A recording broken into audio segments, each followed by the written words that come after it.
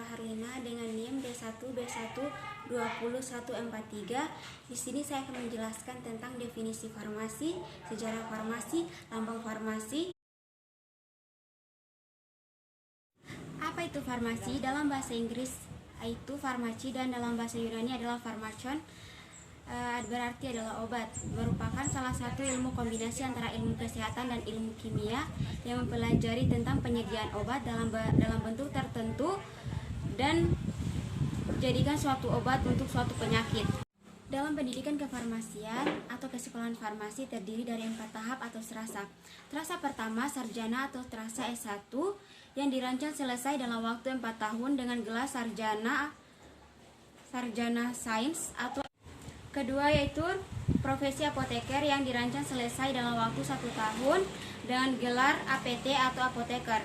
Ketiga yaitu magister sains yang dirancang selesai dalam waktu 2 tahun dengan gelar sarjana.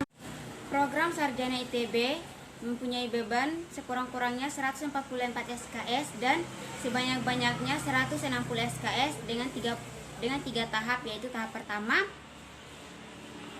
persiapan magister sains, keempat yaitu profesi dokter yang dirancang selesai dalam waktu 3 tahun dengan gelar dokter, SSI, Prodi Farmasi dan Teknologi Farmasi.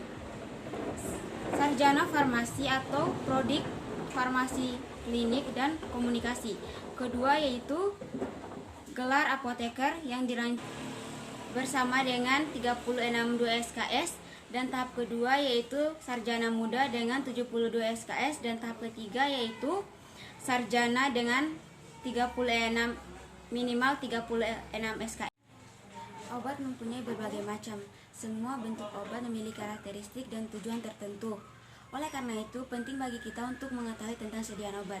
Yang pertama, pulvis atau serbuk merupakan campuran kering bahan obat. Obat mempunyai berbagai bentuk. Semua bentuk obat memiliki karakteristik dan tujuan tertentu. Oleh karena itu, kita perlu mengetahui tentang jenis-jenis atau sediaan obat.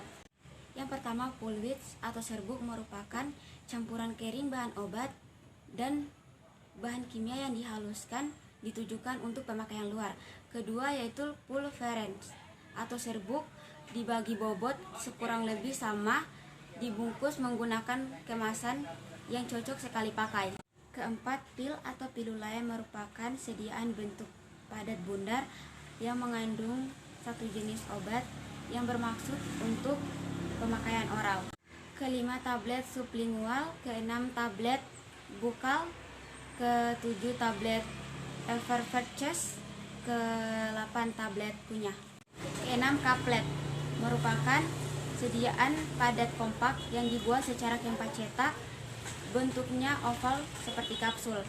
Ketujuh yaitu larutan, merupakan sediaan cair yang mengandung satu atau lebih zat kimia yang dapat larut di dalam air. Kedelapan, suspensi merupakan sediaan cair yang mengandung partikel padat yang tidak dapat larut dalam fase air. Kesembilan, emulsi merupakan sediaan berupa campuran dari dua fase yang sistem dispersif, fase cairan yang terdispersif. Ke-10, gelamik merupakan sediaan yang bahan bakunya berasal dari hewan dan tumbuhan yang disaring, sangat halus dan merata dalam fase cairan. Ke-11, ekstrak merupakan sediaan pekat yang diperoleh dari mengekstraksi zat dari simplisasi nabati dan simplia hewani dengan menggunakan zat larutan yang sesuai.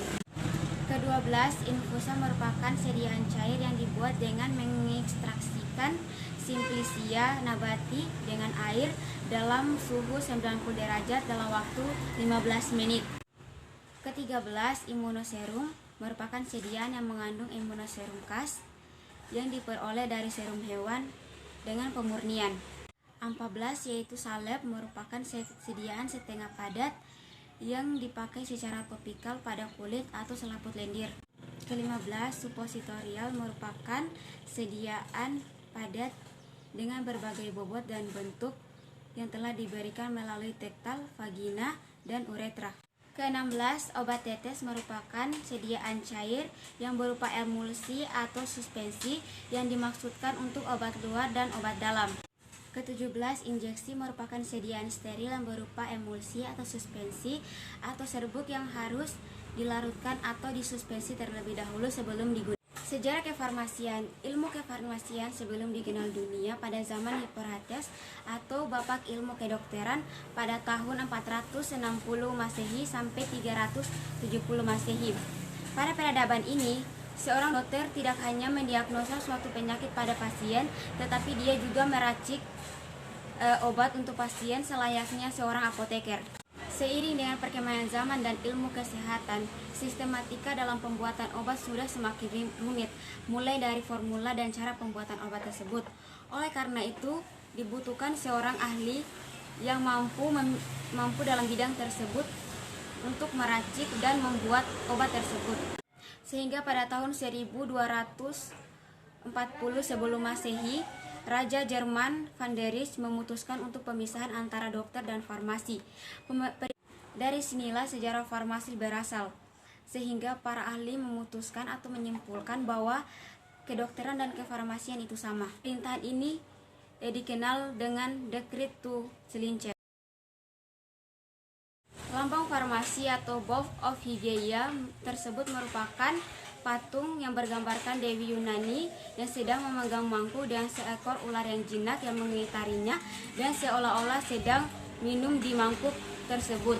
Selanjutnya yaitu resep. Dalam penggunaan resep, 1. Berkaitan dengan aturan pemakaian. 2. Berkaitan dengan satuan, takaran, dan jumlah obat.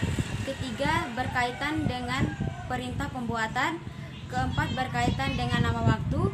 5. Berkaitan dengan nama penggunaan tempat. 6. Berkaitan dengan istilah, bahan obat, dan sediaan obat. Sekian dari saya. Assalamualaikum warahmatullahi wabarakatuh.